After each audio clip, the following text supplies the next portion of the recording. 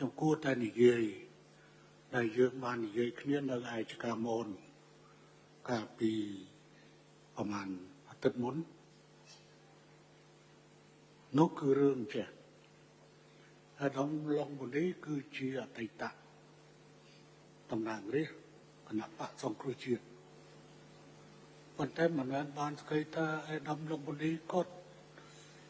មកចុះចូលជាមួយគណៈបកប្រជាជននេះណាមកពីគណៈបកសង្គ្រោះជាតិអតីតគណៈបកសង្គ្រោះជាតិកាលពីពេលនោះមកយកមនុស្សគណៈបកប្រជាជនទៅឈរ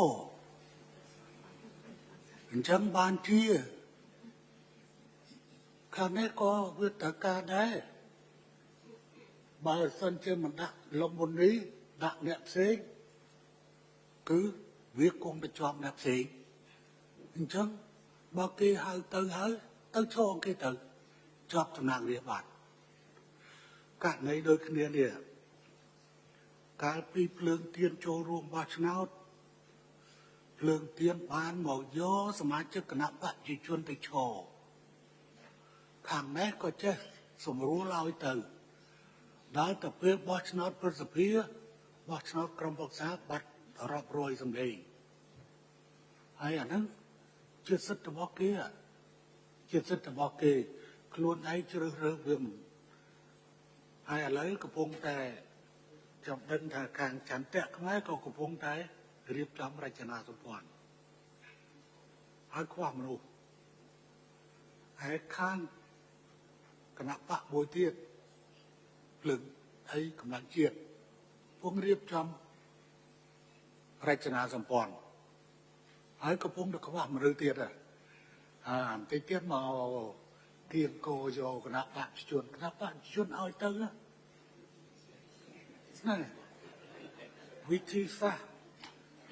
ឲ្យស្គាល់វិធីសាស្ត្រដៃជោអានេះនិយាយបាត់ហើយក៏រមងារដៃជោ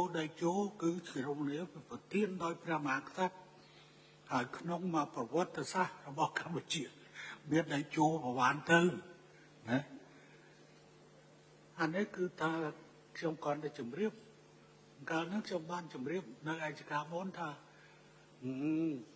មិនមែនបងប្អូននឹងលក់ក្បាលលក់កន្ទុយអីទេមកពីអស់លោកមកជ្រើសរើសសមាជិកគណៈបកប្រជាជនទៅចូលឈ្មោះអញ្ចឹងគេរុញទូបដោយទឹកទៅបដោយទៅអញ្ចឹងវាមិនស្រួលណាបើសិនជាមិនដាក់អ្នកនឹងទេដាក់អ្នកផ្សេងជាប់ឆ្នោតទៅវាមិនប្រមាថអញ្ចឹងទេវាមិនស្រួលថ្ងៃក្រោយឲ្យរៀនធ្វើប៉ះក៏នឹងបង្រៀនណា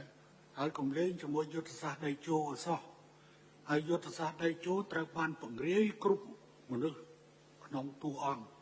នៃមេដឹកនាំគណៈបកប្រជាជនហើយអានឹងក៏នឹងជំរាបជូនបើថាសើទេហើយអ្នកជាហ៊ុនសែនខ្លាំងមិនប្រកាសថាជាមនុស្ស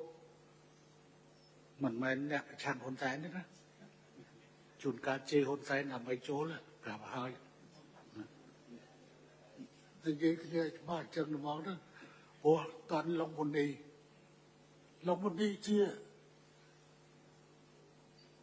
ជាតំណាងរាស្ត្ររបស់សង្គ្រោះជាតិប៉ុន្តែជាមនុស្សរបស់គណៈបកប្រជាជនដែរសង្គ្រោះជាតិទៅឲ្យឈរតាបើឈរទៅដល់ទៅស្អីមកវិញទាំងអស់នឹងឲ្យចេះរៀនធ្វើប៉ាអាមិនដែលហៅតបៈនយោបាយនោះ